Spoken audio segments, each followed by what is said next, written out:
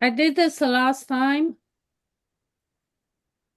but it did not record. So anyway, I hope I'll be uh, more efficient this time.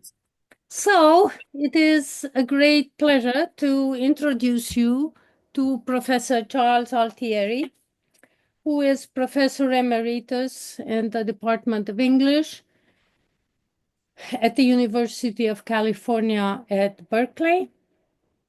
And he is a major literary critic, one of the most important voices on poetry today. He is the author of 12 books. Some of them, I have them here. The Art of 20th Century American Poetry, Painterly Abstractions in Modernist American Poetry, The Particulars of Rapture, The Aesthetics of Affects. He has another one, Wallace Stevens and the Demands of Modernity towards a Phenomenology of Value, Enlarging the Temple, New Directions in American Poetry of the 1960s, Self and Sensibility in Contemporary American Poetry, Subjective Agency, Postmodernism Now. And what I have to say is that his books are very hard to read because he has a very philosophical bent. He usually applies Hegel and Wittgenstein and looks at poems through the prisms of these two philosophers.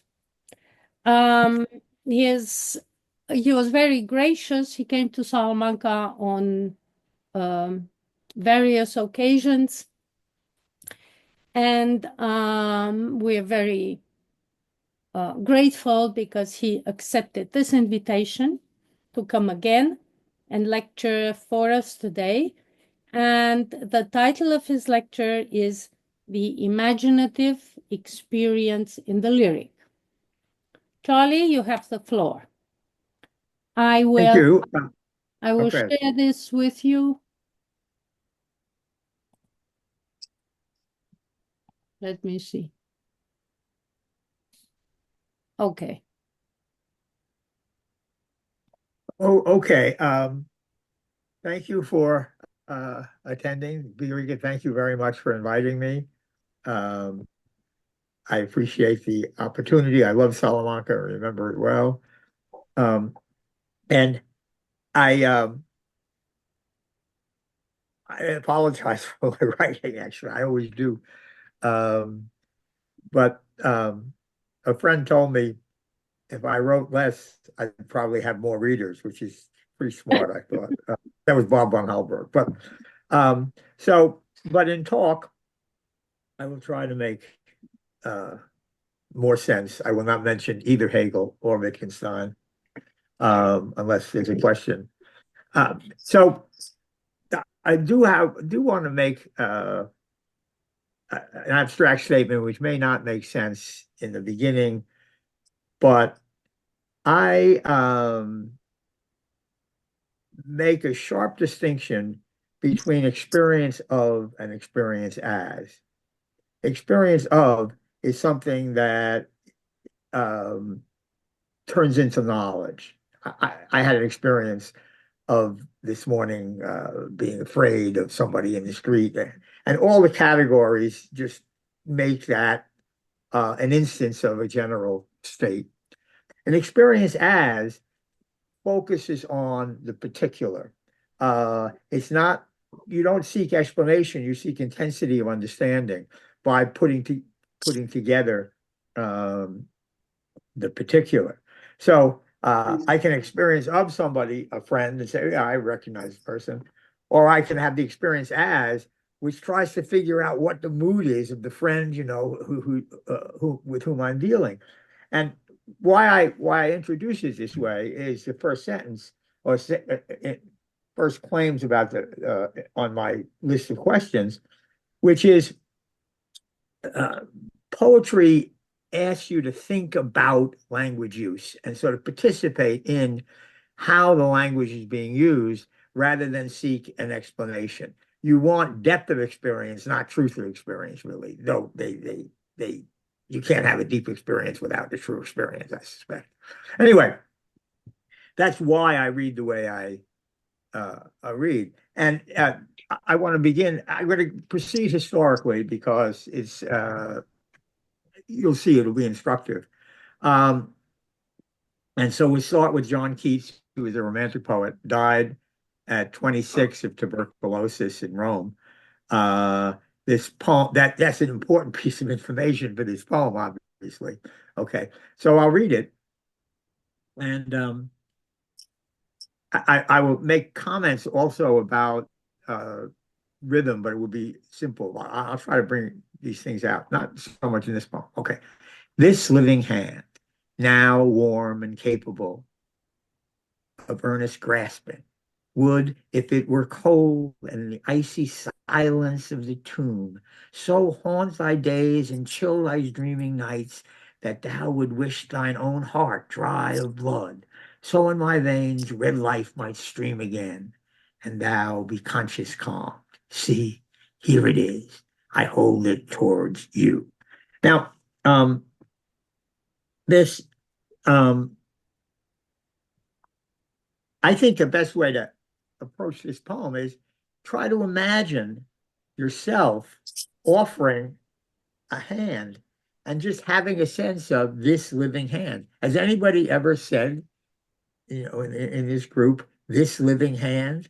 I don't think so. And it's why even begin a poem with this? I love this as an operator because this and now are intensifiers to me. Uh, the living hand and this living hand is really different, right? Uh, and so why is he focused on this hand? Well, what has he got to offer this woman now that he's dying? I assume that's the situation. It was written in 1820. And so he focuses absolutely on the hand. And why does he focus absolutely on the hand? Because that's what he has in a way. And that's what ties him to life. And that's what ties him to need for her to do something, right? But what is it? What does he want from her? And I don't think there's an answer to this question, right? So if it were cold and he watches a living hand, now warm and capable of earnest grasping, would, if it were cold in the icy silence of the tomb. So he needs another framework for this hand's reactions, responses. So he gives this hypothetical: if we're cold in the icy silence of the poem, so haunt thy days and chill thy dreaming nights, that thou would wish thine own heart dry of blood. That is, he imagines that being this hand as an operator raises the condition that um, of a kind of challenge, attack. Uh, she can't give him what he wants, right? So this hand would haunt our days, and this, this seems, totally aggressive. Uh, but then the last three lines explain it, and what aggression becomes just desperate need, right? And I don't know. Again, obviously you, the class, but it when aggression exhausts itself, it turns out to be sort of uh, enter the truth of why the aggression. And I think that's what's happening here. So in my veins, red life might stream again, and thou be conscious calm. See, here it is. I hold it towards you. Now, how I'll ask you this question. What is the gesture of the ending? Why does he hold it towards her? I assume it's her. Anybody? What is actually, what's the motive for holding it towards you? And for me, it's both a threat and a desperate need for connection, right? A desperate uh, effort to make her um, respond to what's unresponsible, impossible to respond to. That is someone who's dying. I mean, dying is so much larger than any kind of response. And that duality is really what captures the what the poem captures, I think. Um, any any questions or comments? Maybe. Well, maybe Hello. another. Yeah, go ahead. Oh, it's really good to hear you again. Hear you again. I don't know. I think if you excuse me because you asked if anything, if one had anything to say, this idea of reaching out to someone and this idea of the now, and I think this won't die days or you wish the other wishing it kind of has a feel to me of hypocrisy that uh, this in hindsight if I had um held that hand you see what I mean, so it does sound to me threatening, not calm. Is this like the post-mortem regret of the other? I think that, and I hold it towards you. He holds his hand, but it's also about the other's conscious. What could you have done? So you can do it about in face of mortality. You think of the now and what you can do now. I don't know. Sorry for interrupting, but it's just No, you no, asked. Um, I know. I think that's richer in a way than my reading because it it captures the anger that she can't um, she can't make him alive again, right? I mean, that's the core uh, of the poem. And then it's all summarized in this gesture. Again, I hold it towards you. I need you. I want you. I hate you, and I want to destroy you because you can't do what I need. I mean, I think that's the sort of summary uh, of this gesture. And I think you're right to stress the anger um, more than I did because it's so. I mean, imagine. I mean, you know, you're young, right? But imagine yourself dying. What can you do about it, right? I mean, what can anybody else do about it? It's the one thing that no one can help. It may help for a moment, you know, if somebody says something nice, but it's a kind of desperate. I remember there's a poet named Lynn Haginian who just died, actually. She's a great person, great poet. Uh, but we were talking and we said, you know, we can die. We've had good lives, um, but we don't want to.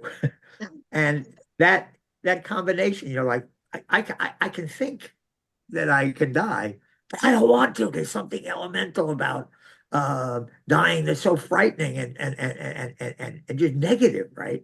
And I think that the that's all in this poem, but it's all carried in this simple kind of gesture. And it's what I think is really wonderful about the poem is it's so, about so much and it's so simple, right? And I was going to ask you as a final question, why is this so condensed, right? I mean, and it's because I think it's because there's nothing else to say. There's nothing can be done.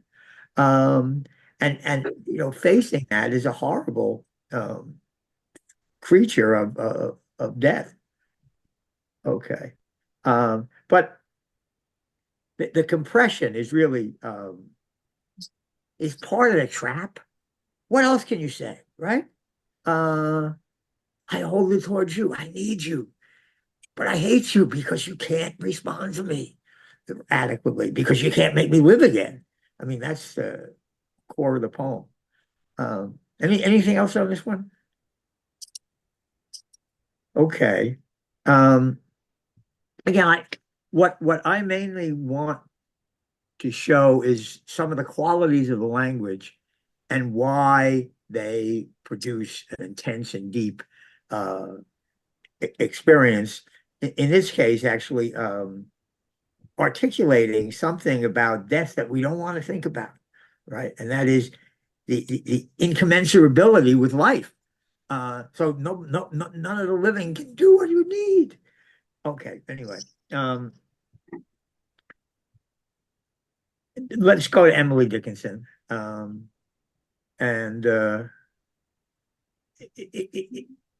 in a way, there are substantial similarities, but Dickinson, at I think, stages a certain kind of femaleness, but I may be wrong about that. Okay. After great pain, a formal feeling comes. The nerves sit ceremonious like tombs. They sniff out questions. Was it he that bore? And yesterday, or centuries before? The feet mechanical go round a wooden way of ground or air or aught, regardless grown, a quartz contentment like a stone. This is the hour of lead, remembered if outlived, as freezing persons recollect the snow, first chill, then super, then the letting go. Okay. This is a kind of a difficult poem, but let's try to get the state of it right. Um, it's interesting, just this is where rhythm comes in, especially in the beginning and the end. So normally in English, people write iambic poetry, which is short, long, short, long. Um, and notice that after great pain, first it's a first syllable is called a trochee rather than iamb, long, short rather than short, long. And then great pain is two stresses instead of short, long. So the poem insists on its a kind of intensity that won't accept um, the common models of poetry beginning. It wants to see that this great pain has altered the relationship to the language, really. But then a formal feeling comes, totally regular, because it's the state of response to the pain is a kind of cold normalcy, right? Or more than cold normalcy. But so the first line sets up this sense of shock, great pain, and a kind of almost dead response. A formal feeling comes. And then that formal feeling is explained. The nerves is ceremonious like tombs. The stiff art questions, was it he that bore and yesterday or centuries before? That's a question about Christ uh, and about bearing great pain. And yesterday or centuries before, that is, does Christ constantly reenact that pain? That's what the religion is about. Or can you put it in the past? Then it moves from the emotions, the feeling, to the body itself, as if now there's a kind of divide between the body uh, and the spirit. So the feet mechanical go round, a wooden way of ground or air or aught, regardless grown of what's contentment like a stone. Okay, so this is very dense, and I'm not sure I understand it, but a wooden way of ground or air or aught. That is, the feet are just marching, and everything is united in this kind of blankness, ground or air or aught. And these are really separate dimensions of life, right? I mean, ground is what you sustains you in your movement. Air is what moves through nature, and art is a moral life, right? But after great pain, everything collapses into this wooden way. And so regardless grown is the same thing. You can't look out. Uh, it's just like a stone. Okay, a quartz contentment like a stone. Critics talk about why it's a quartz contentment, but I don't remember. Anyway, so and then from the feet to this again, right? And this is the hour of lead. Here, this is not a an affirmative, but it's a totalizing. There's nothing but this hour of lead, and that's what the poem has been working out all along. Remembered, if outlived, uh, as freezing persons recollect the snow. First chill, then stupor, then the letting go. So imagine, this leads to a question again, but if you were freezing, right, you first feel cold, then you feel blank, right? As the cold comes, then the letting go. What does letting go mean? Why is that important for the poem? Anybody want to try? Okay, well, I mean, letting go is in one sense um, just giving up, right? I mean,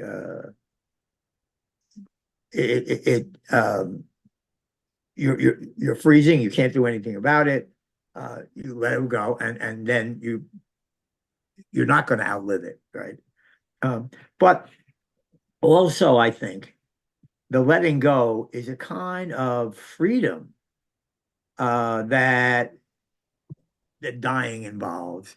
That there will be no more hours of of lead.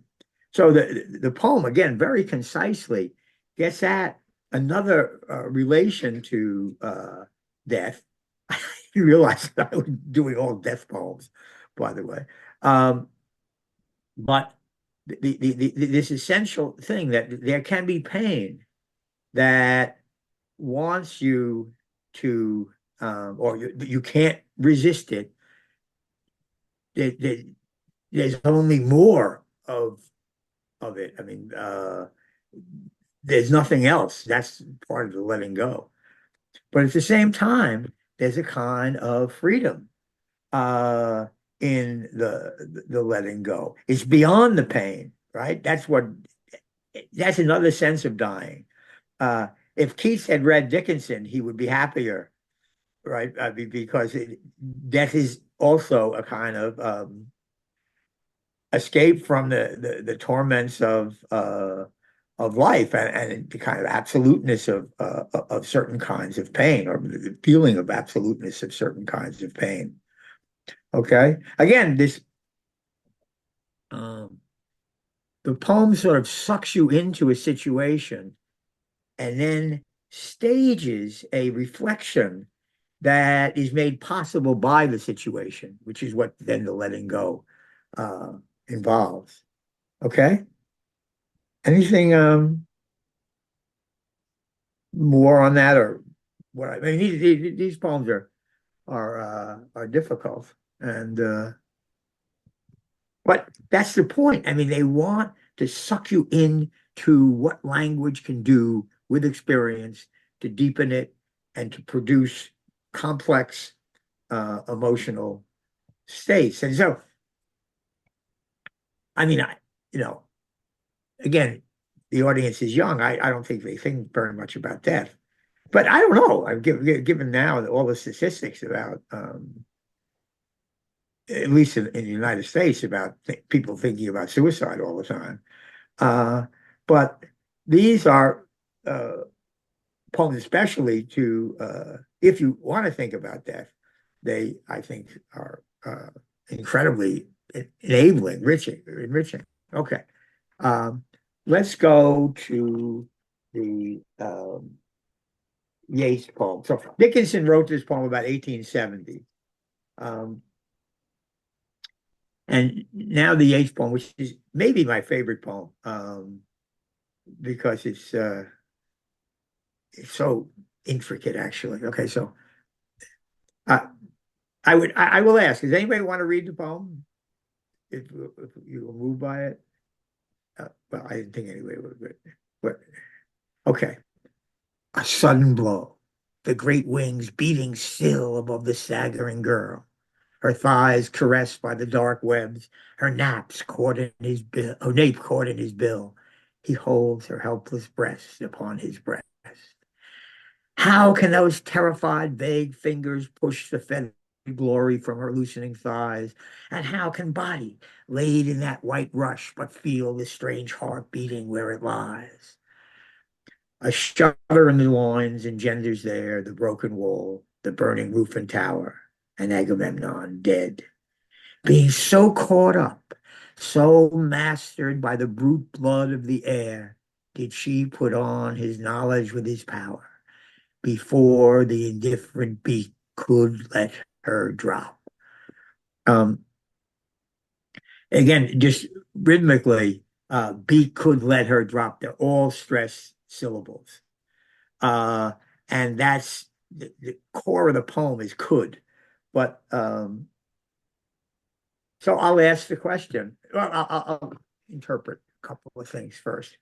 You want to notice that the poem is a sonnet, and it's a Shakespearean sonnet in the sense that uh, the classical sonnet before Shakespeare had two groups of four lines, then a big turn, and six lines in various ways. The Shakespearean sonnet has three groups of four lines and then a couplet, usually a rhymed couplet, which is not, I mean, drop rhyme with up, but it's not a couplet. Okay. So, and Yeats plays around with it in kind of interesting ways. The first four lines are,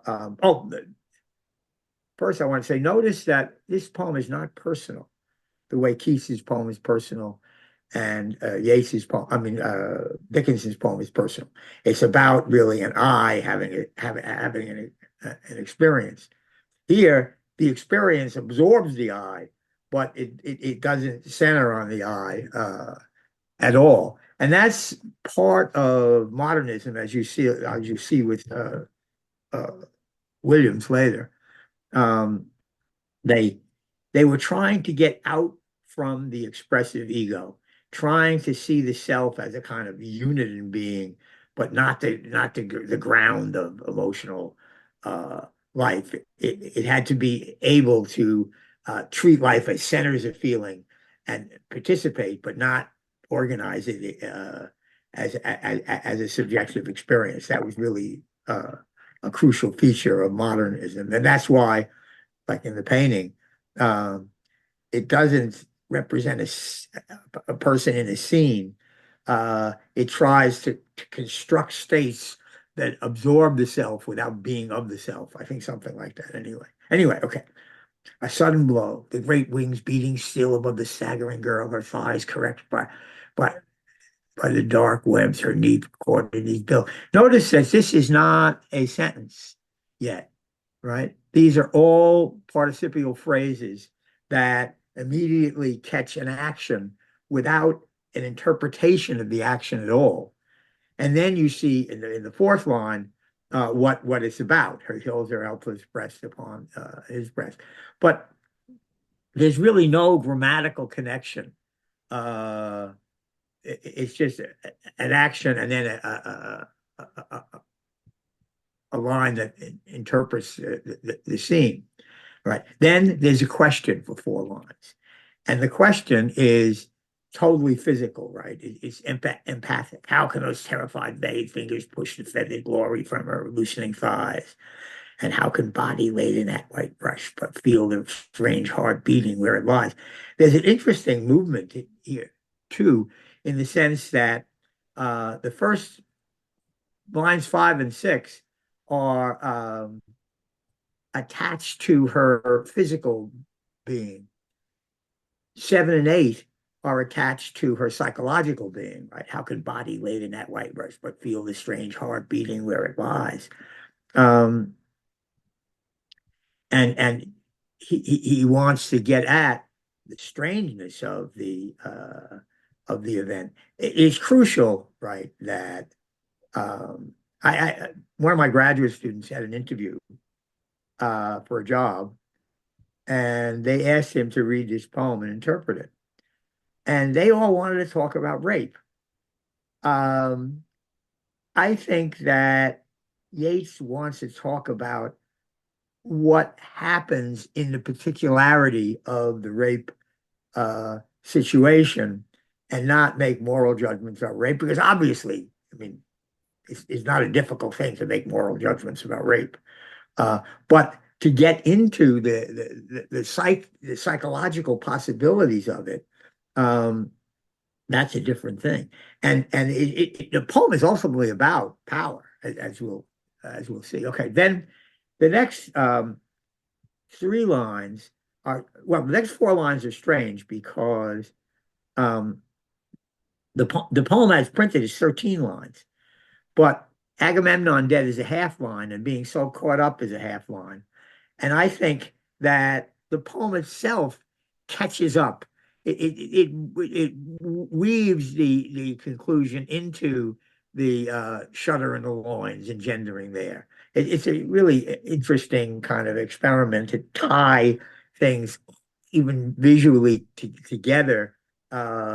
Because I mean, the emphasis on the rape is this union of differences, different powers, different conditions.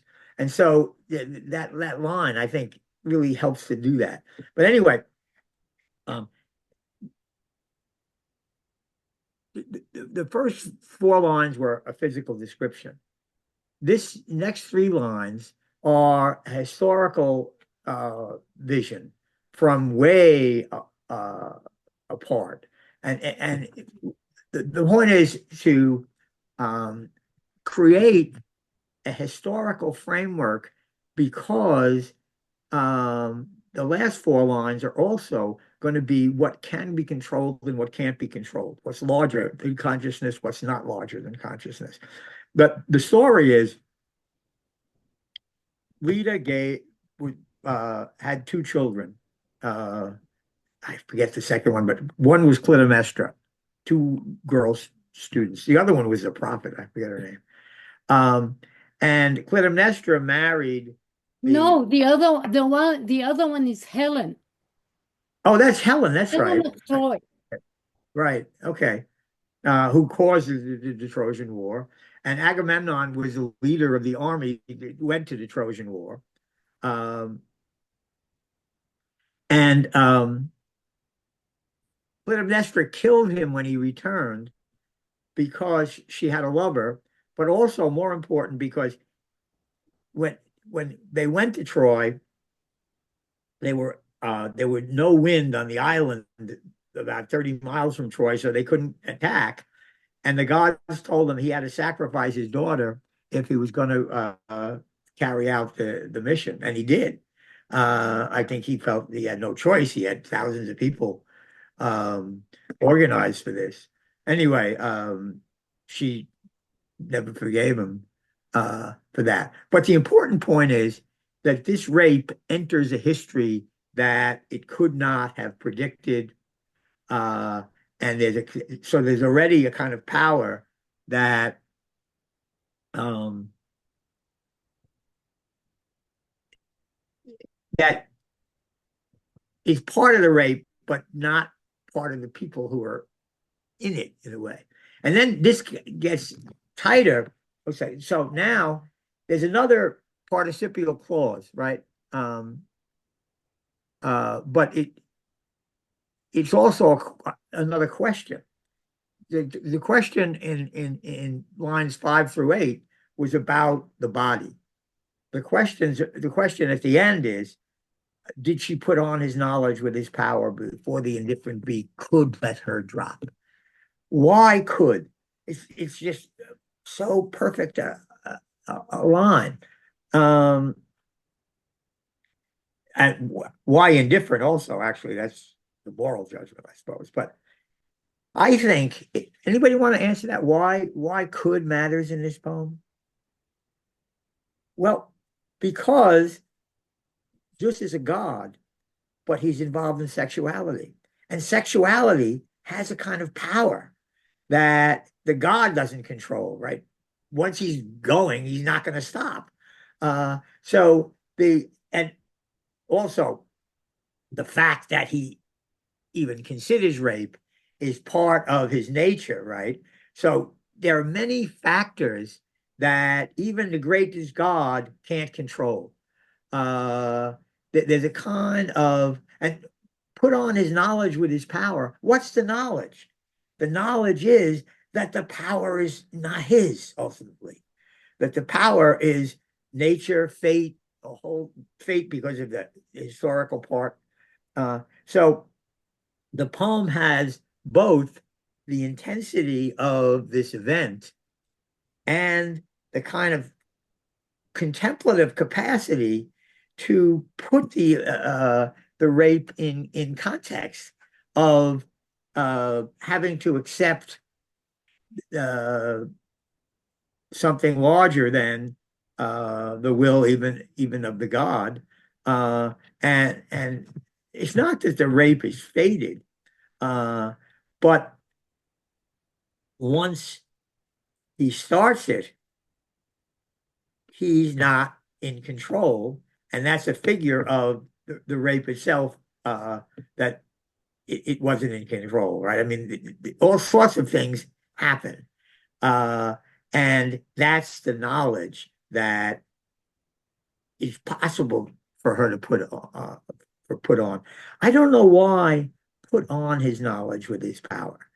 I think almost that she's going to get dressed again, right? Put on his knowledge with his power. Any ideas about why put on? Well, I hope you think about it. All right, how are we doing for time?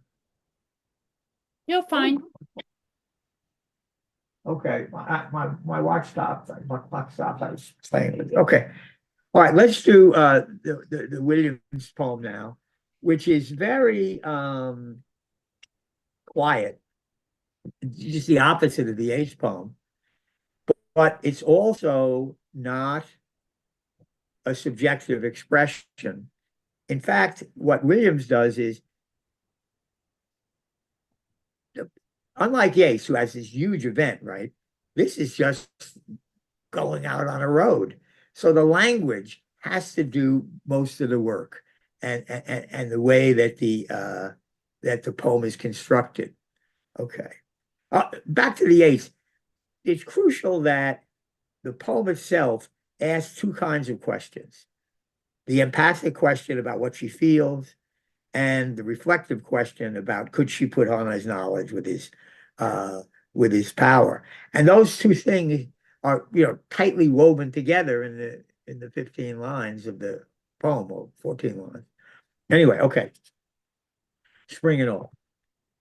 Notice as we read, notice how the verbs come in, because it's crucial that in the winter there's no verbs, and then the verbs start to act as spring comes. And that's how the poem and aligns itself with natural force, I think. Okay.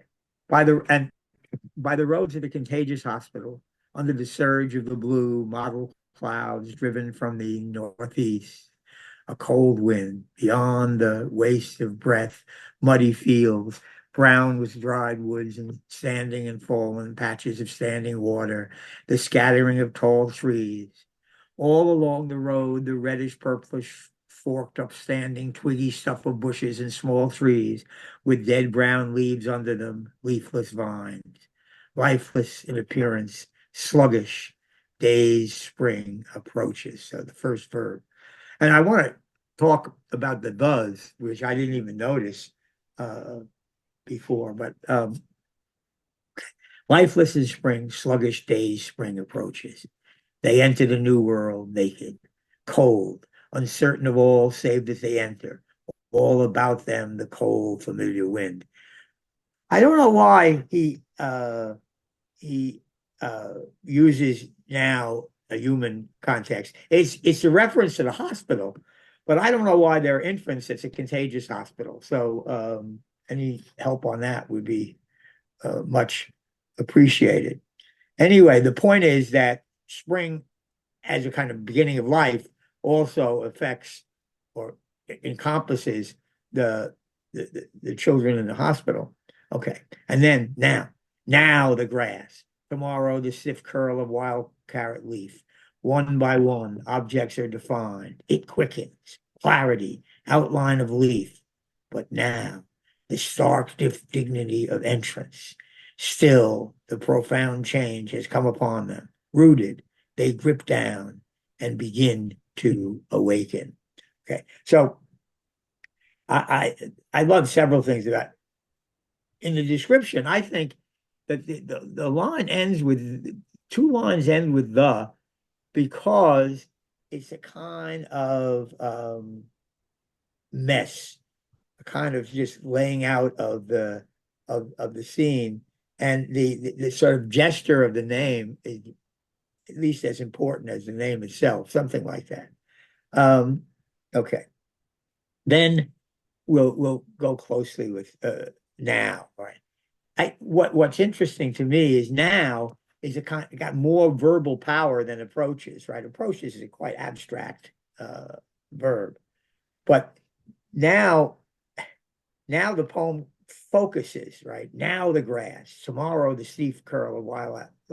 And once there's a now, there's a tomorrow because of the attention, right? Okay. One by one, objects are defined. Why then move to it quickens, right?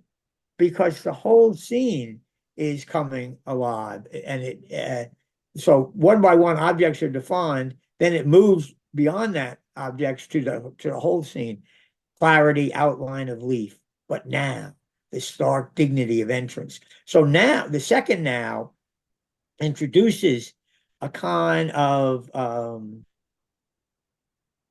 human awareness of how nature and it are parallel rather than hostile to each other. And then still is really interesting because still means two things in English, right? Still as its temporal thing, it goes on, and still as quiet. And those two both work. The profound change has come upon them. It's moving now to the next stage. And so the mind contributes to the natural scene, rooted. They grip down and begin to awaken. I think a lot of the poem is carried by begin to awaken. What would be the difference if it said rooted, they grip down and awaken? Right? Then they would be all present tense. But begin to awaken has a parallel to the stark dignity of entrance. It's a preparation for more. That's what spring really is. And the it quickens is carried on beautifully, I think, and begin to awaken.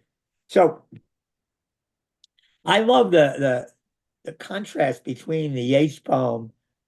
Actually, we have such a set of contrasts. The Keats poem, violent about death, the the, the Dickinson poem, almost charmed by the possibility of letting go. Well, I don't think, I just got a question from Cecilia. I don't think it's the doctor's experience quite.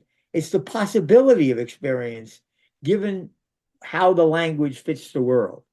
I mean, he wrote it, yes, but it's not about his experience. It's about what language can do to an event, I think. And certainly there's never a mention of himself, right?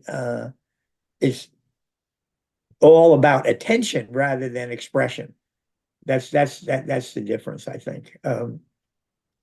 But anyway, then there's the Yeats poem with absolute intensity, and here the quietness of absorption in what language can do to the particular scene. Okay. Any comments or reflections?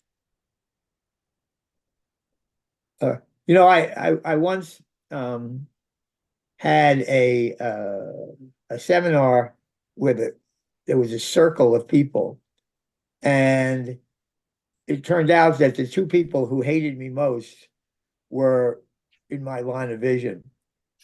And it was an awful event because they wouldn't smile, they wouldn't laugh, they wouldn't, and I'm Italian, right? So um, recognition, I will do anything for recognition, actually. Uh, and so this crazy distance is denying my Italianness. Uh, I have to let go. Anyway, okay. May I say Now, something, Professor? Sorry to keep interrupting you, no, but I love I don't know you. what's wrong with my video, my camera. I can't. I would gladly have my camera on. But just before you carry on, would you say, and this is a commonplace, that all these poems about facing mortality, about what happens after you die, this other you reaching out, are also about writing. I know this is a bit of an organizing experience and writing. Would you say, although this is, I know it's a terrible commonplace to say that poems are about writing, but about what's supposed to be a formal reaction to experience, a modeling of experience, and how you can share, transform that, organize that, and to share it, and make it anew, and make it worth, I don't know, or valuable. No, I mean I couldn't say that better. Thank you. But yeah, I mean it's about especially the Williams poem, but all of them in fact. But the Williams poem strips the world of the responding subject in order that language becomes the responding subject. And I think that's what you're responding to. I thought you said it uh, very well. But it's like, you know, again, I think modern poetry and modern painting are closely connected. But the painter Mondrian started painting trees. Then he started outlining trees. Then he started just having lines. And then he started just having straight lines, right? He wanted the medium to state itself rather than the subject of the painting, right? And this is a kind of parallel. The difference between the Yeats poem, which is the event, and the Williams poem, which is attuning to a process by language, are really quite different, even though they're both linguistically charged. They're different attitudes towards the power of language, actually. Um, and I mean, Yeats wants language to catch intensity, to have something that absorbs you in the significance of an event. Williams wants language to absorb you in the significance of a process. Uh, and so it's a greater demand on the language, in effect, because there's only that as the mode of connection, whereas Yeats has drama, right? Uh, Williams Williams has only the drama what language can produce out of looking at a shitty field by a contagious hospital, right? So the ugliness of the situation, I never realized this before, but it's interesting. The ugliness of the situation is what the challenge to language is, right? See, Yeats has a beautiful, intense situation. So the language is great as well, but it doesn't need the language as much as the Williams poem. I hope I'm making sense. Moving Um, away from his grandmother's idea of trees, the fuzzy trees. Well, I mean, Williams's English grandmother when she died. I can't remember the whole part. Can't quote when she says, "What are those things there? Trees is all fuzzy trees." So this idea of precision and sorry, I'll stop talking. Sorry. Oh, no, I was moaning about the fact that I'm feeling all alone. So now, thank you. I can't.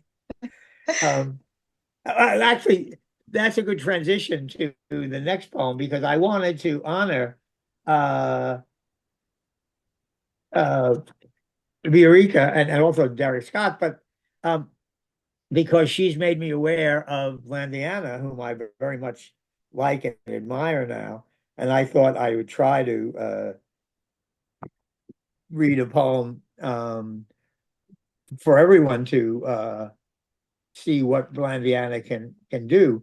I really love Egg. I mean, I think Egg is in a class of John Donne, but it's too long for the class. So, and I also, I mean, I think Rain Chant is sort of in the class of Mad Sylvia Plath, but that's but Falling is an intricate poem, and again, its shape is part of its significance, I think. So let's read it. Okay, got it. First, I throw out the words, one by one. They drop down wisely, mating as they fall. Then the years, equally distant, one by one, with a subtle knowledge of gradations. Then, as on a sinking ship, I hurry to throw off the ballast, everything that can drag me down. Memories, desires, passions, love, and finally, when there's nothing left to cast away, not even a coat, however thin, I take off my wrinkled skin and the numb flesh from the bone. This is the great striptease I carry out almost willingly. I mean, I think the poem is about, well, that's not right, but what I see in the poem emphasized is what you can't strip away in the striptease, and that is the capacity to say almost willingly. That is, you can't, or she can't uh, strip away the sense of irony because that's the way to survive this stripping, right? Think about, we'll read the poem in a minute again, but think about the endings. I carry out the poem, I carry out willingly. I mean, that's just an ego, right? Almost willingly is not quite an ego. It's an attunement. It's parallel to before the indifferent beat could let her drop. It's a recognition of the power of the agent, but also the limits of the uh, of the agent. And it again, it's a partial submission to necessity, but a knowledge of the submission to necessity, which is not necessary, right? I mean, that is, you hold on to something in this situation, and it is the ability to say almost willingly. And I would say that poetry in general is about the almost willingly, because it doesn't want a kind of confident ego that says, yeah, I will it, I do it. But it doesn't want a wimp. It wants a reflective condition in relation to the will. And this, just makes articulate that situation. I'm going to beg Eureka to comment on this reading, but not yet. Because what the other thing that I really like about this poem is the way it moves from um, three, but first four words, then three, then two, then five syllables, then three, then one. Um, it it's easy to do throw out the words, um, throw out the years, um, but then with the subtle knowledge of gradations, um, it gets more complicated because it's self-reflexive. And then there's an urgency, right? I hurry to throw off the ballast, everything that dragged me down, memories, desires, passions.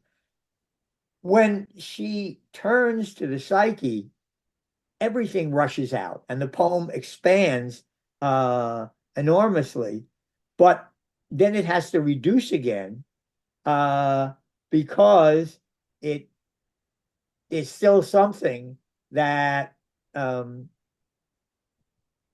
can't be thrown out.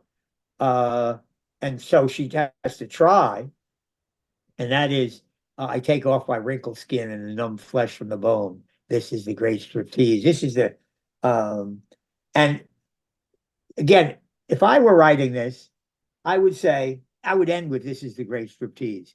And I would miss the whole point of the adventure, right? The genius is the added things that a normal person wouldn't say that kind of transform the experience. And that's what I really love about this ending. I carry out almost willingly. I never would have thought to say that. But it changes the whole status of the striptease and what's left after the striptease, um, which is this capacity to reflect on what one is doing. And what one is doing is giving way to a sense of necessity and desire to have only only nakedness, right? But almost willingly is not, you're never going to have um, all nakedness because you have this sense of yourself doing it. I think that's true. And you don't know why you have to admit you don't know why you're doing it quite. But you have this sense that you can't strip that away. Anyway, um, I'm going to call on my co-teacher now and tell me what I missed.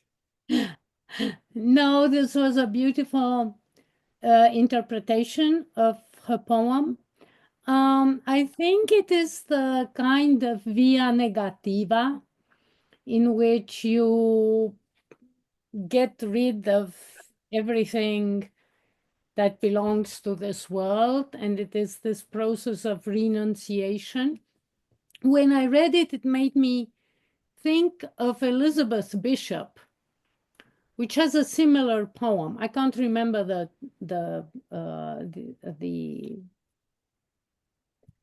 title, but she also gets rid of everything and then finally dies. But I think that you're very insightful when you recognize that this via negativa is willing, but it is also enforced upon her. That the circumstances make her want to give up so many things, almost willingly. Right? It is her way of gaining her freedom, and on the other hand, it is a way of gaining your freedom when somebody presses something against your will. Yeah, no, that last sentence was especially useful to me. Yeah. About I didn't see that, but it fits perfectly. I mean, gaining freedom and recognizing that you're determined to gain freedom, right? Yes. Something Yeah. like that. And Okay. somehow the circumstances force you to give up everything. And this is Right. a way of liberating yourself. But liberating yourself both physically and mentally, right? To Yes, recognize yes, that yes, of course.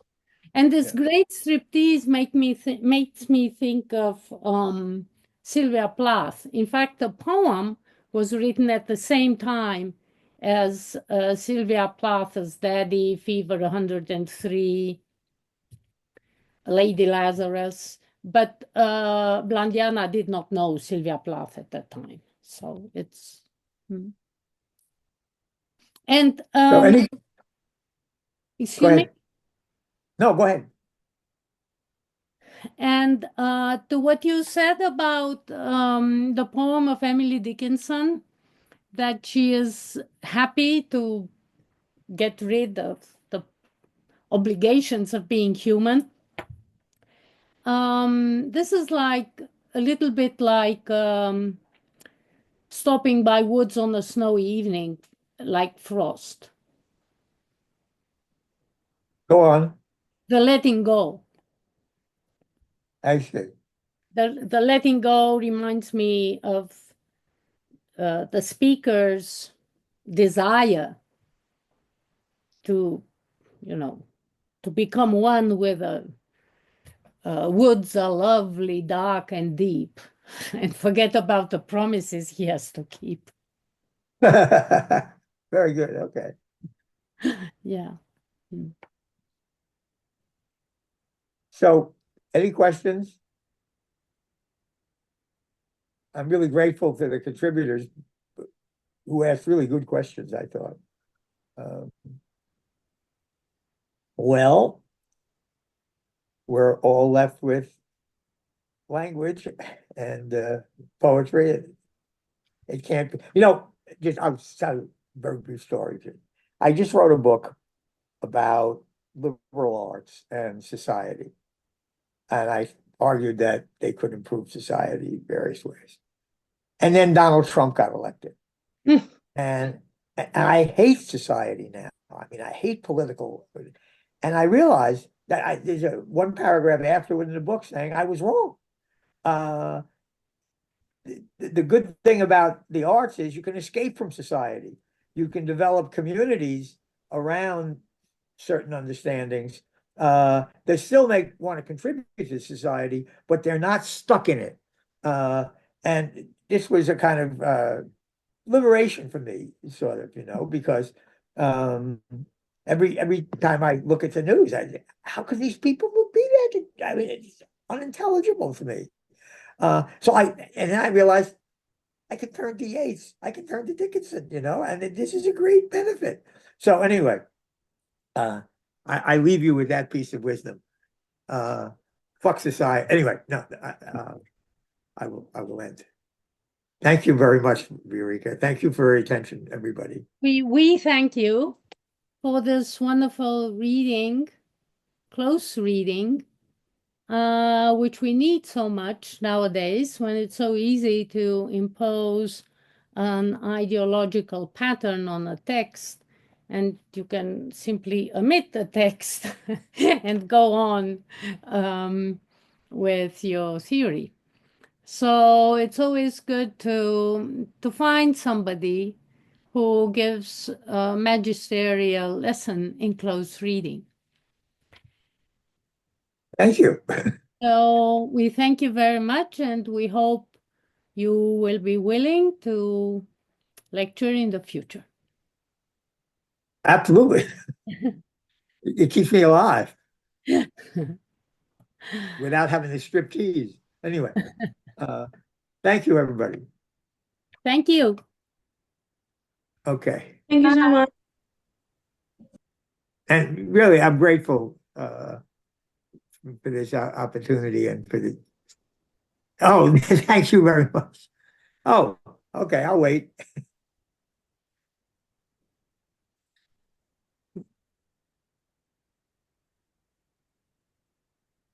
This is a marvelous gesture. Thank you. I think that's done. Okay. Thank you, Eureka. Bye. Bye. Goodbye. See you soon. Thank you so I hope. much.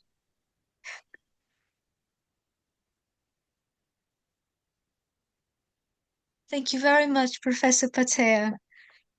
Very much indeed. Bye-bye. Bye.